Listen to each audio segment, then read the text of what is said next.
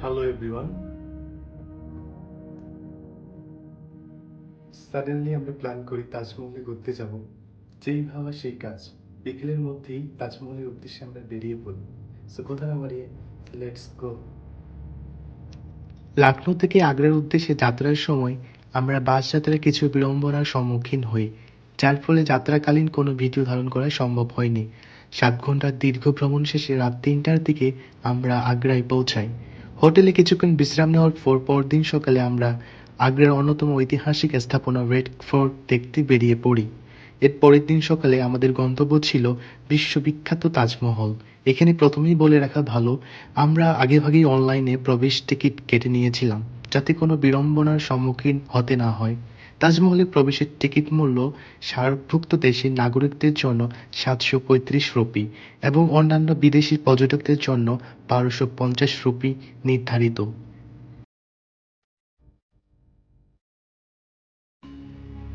তাজমহল ভারতের উত্তরপ্রদেশে আগ্রায় অবস্থিত একটি রাজকীয় সমাধি।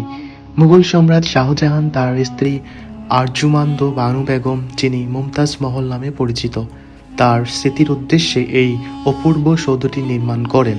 সৌধটির নির্মাণ শুরু হয়েছিল 1632 খ্রিস্টাব্দে, যা সম্পূর্ণ হয়েছিল প্রায় 1653 খ্রিস্টাব্দে।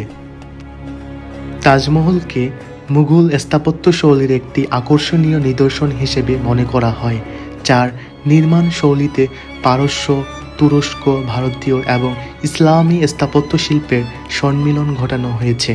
যদিও সাদা মার্বেলের গম্বুজাকৃতি রাজকীয় সমাধিটিই বেশি সমাদৃত। তাজমহল আসলে সামগ্রিকভাবে একটি জটিল অখণ্ড স্থাপত্য। এটি 1983 সালে ইউনেস্কো বিশ্ব ঐতিহ্যবাহী স্থান হিসেবে তালিকাভুক্ত করা হয়। বিশ্বের সপ্তম আশ্চর্যের অন্যতম তাজমহল, তখন একে বলা হয়েছিল বিশ্ব ঐতিহ্যের সর্বজনীন প্রশংসিত শ্রেষ্ঠ কর্ম।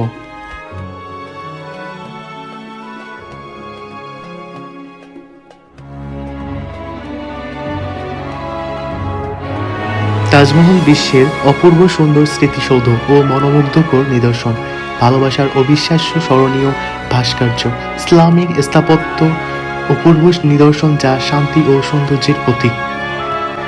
1631 খ্রিস্টাব্দে শাহজাহান, যিনি মুঘল আমলে সমৃদ্ধশালী সম্রাট ছিলেন, তার দ্বিতীয় স্ত্রী মুমতাজ মহল এর মৃত্যুতে প্রচণ্ডভাবে শোকাহত হয়ে পড়েন। মুমতাজ মহল তখন তাদের চতুর্দশ কন্যা সন্তান গহুর বেগমের জন্ম দিতে গিয়ে মৃত্যুবরণ করেছিলেন। তাজমহলের নির্মাণ কাজ মুমতাজের মৃত্যুর পর শুরু হয়। মূল সমাধিটি সম্পূর্ণ হয় 1648 খ্রিস্টাব্দের এবং এর চারদিকে ইমারত এবং বাগান আরও 5 বছর পরে তৈরি হয়। 1663 খ্রিস্টাব্দে আগ্রা ভ্রমণ করে ফরাসি পর্যটক ফ্রান্সিস বের্নিয়ার লিখছিলেন, দুটো বিস্ময়কর সমাধির বিবরণ দিয়ে আমি চিঠিটি শেষ করব। যারা আগ্রাকে দিল্লির চেয়ে শ্রেষ্ঠ করেছে, একটি নির্মাণ করেছেন সম্রাট জাহাঙ্গীর তার পিতা আকবরের সম্মানে এবং অন্যটি সম্রাট শাহজাহান তার স্ত্রীর স্মরণে তৈরি করেছেন। তাজমহল, যা অসাধারণ সৌন্দর্যের অধিকারী, স্বামী তার স্ত্রীর শোকে এতই শোকার্ত যে স্ত্রীর জীবনে যেমন তার সাথেই ছিলেন, মরণেও তিনি তার কবরের কাছেই থাকবেন।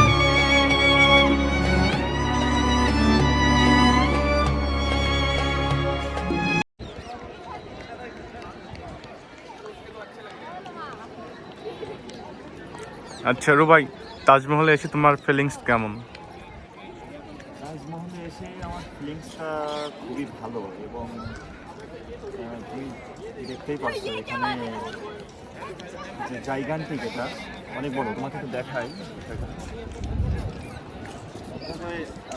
মার্বেল পাথরের তৈরি এবং এটা পৃথিবীর সপ্তম মহাশ্চর্যের ভিতরে একটা। তুমি যদি দেখো এখানে, মানে আমি এখানে এসে আমি খুবই অভিভূত। আমি বইয়ের পাতায় পড়েছি এবং শুনেছি যে এখানে তোমার ছবি দেখেছি। এখানে আসার পরে আমার ধারণাটাই চেঞ্জ হয়ে গেছে এবং আমি ভেতরে প্রবেশ করেছি, যেখানে স্যান্ডেল পায়ে দিয়ে যাওয়া যায় না। তাজমহলের মূলে হল তার সাদা মার্বেলের পাথরের সমাধি, যা অন্যান্য মুঘল সমাধির মতো মূলত পারস্য দেশীয় বৈশিষ্ট্য। যেমন আইওয়ান সহ প্রতিসম ইমারত, একটি ধনুক আকৃতির দরজা, উপরে বড় গম্বুজ রয়েছে। সমাধিটি একটি বর্গাকার বেদিকার উপরে দাঁড়িয়ে রয়েছে। ভিত্তি কাঠামোটি বিশাল এবং কয়েক কক্ষ বিশিষ্ট। প্রধান কক্ষটিতে মুমতাজ মহল ও শাহজাহানের স্মৃতিফলক বসানো রয়েছে। তাদের কবর রয়েছে এক স্তর নিচে। ভিত্তিটি আদতে একটি কোণগুলো ভাঙ্গা ঘনক্ষেত্র, প্রতিদিকে প্রায় 55 মিটার। লম্বা পাশে একটি বড় পিস্তাক অথবা বড় ধনুক আকৃতির পথ।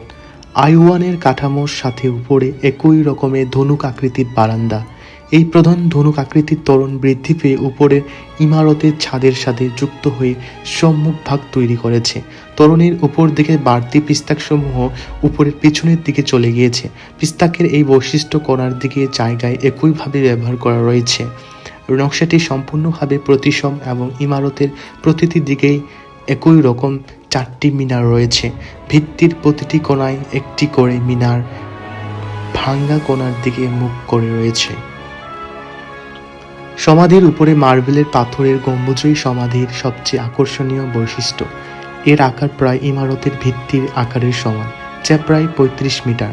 এর উচ্চতা হওয়ার কারণ গম্বুজটি একটি 7 মিটার উচ্চতার সিলিন্ডার আকৃতির ড্রামের উপরে বসানো।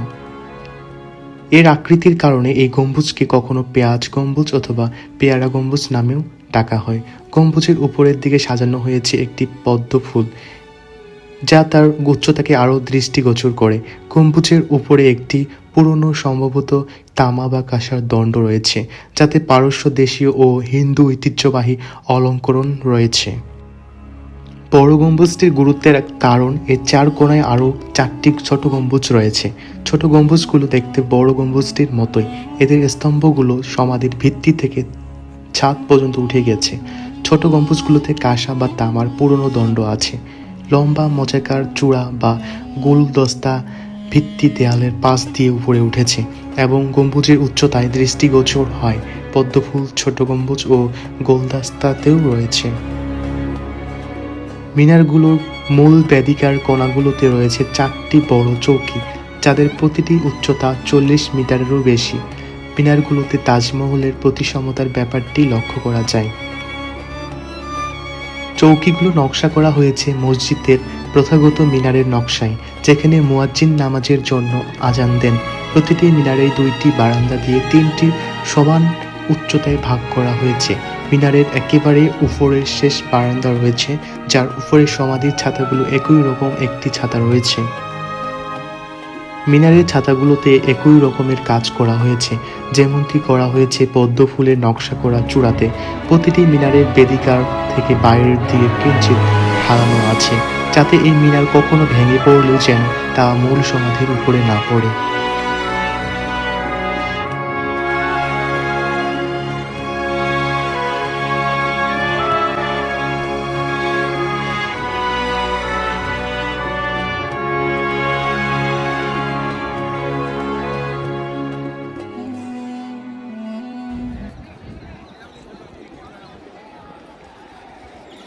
তাজমহলে এসে তোমার মমতাজকে তুমি খুঁজে পেয়েছো?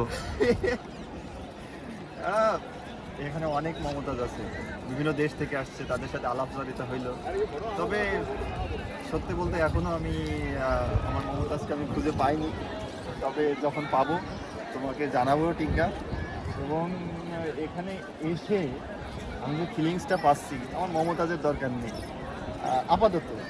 তবে এক সময় আসবে যখন আমি আমার মমতাজকে এখানে নিয়ে আসবো।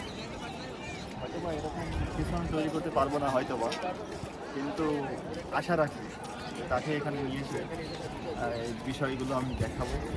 এবং সত্যি শাহজাহান যেভাবে এটা তৈরি করেছে, জানো যে এখানে 7ম মহাসড়কের ভিতরে একটা, তো তার যে ভালোবাসার নিদর্শন আসলে দেখে আমি অভিভূত, আমি অভিভূত। তাই এখনো দাঁড়িয়ে আছে, সম্ভবত 300 বছরের একটু বেশি এটার বয়স।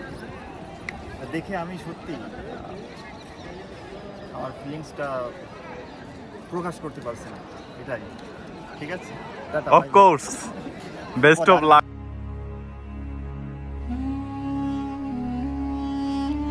তাজমহলের নির্মাণ কাজ শেষ হতে না হতে শাহজাহান তার পুত্র আওরঙ্গজেব দ্বারা ক্ষমতাচ্যুত ও আগ্রার কেল্লায় গৃহবন্দী হন। কথিত আছে জীবনের বাকি সময়টুকু শাহজাহান আগ্রার কেল্লার জানালা দিয়ে তাজমহলের দিকে স্থির দৃষ্টিতে তাকিয়েই কাটিয়েছিলেন। শাহজাহানের মৃত্যুর পর আওরঙ্গজেব তাকে তাজমহলের তার স্ত্রীর পাশে সমাহিত করেন।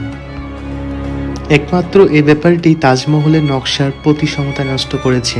19 শতকের শেষ ভাগে তাজমহলের একটি অংশ মেরামতের অভাবে খুব খারাপভাবে নষ্ট হয়। 1857 সালে সিপাহী বিপ্লবের সময় ইংরেজ সৈন্যরা তাজমহলের বিকৃতি সাধন করে, আর সরকারি কর্মচারীরা বাটালি দিয়ে তাজমহলের দেয়াল থেকে মূল্যবান ও দামি নীলকান্ত মণি খুলে নেয়। 19 শতকের শেষ দিকে লর্ড কার্জন তাজমহল পুনর্নির্মাণের একটি বড় প্রকল্প হাতে নেন। প্রকল্পের কাজ 1908 সালে শেষ হয়। তিনি তাজমহলের ভিতরের মঞ্চে একটি বড় বাতি বসিয়েছিলেন। তখনই বাগানের নকশা পরিবর্তন করে ইংরেজ পার্কের মতো করে গড়া হয়, যা এখনও রয়েছে।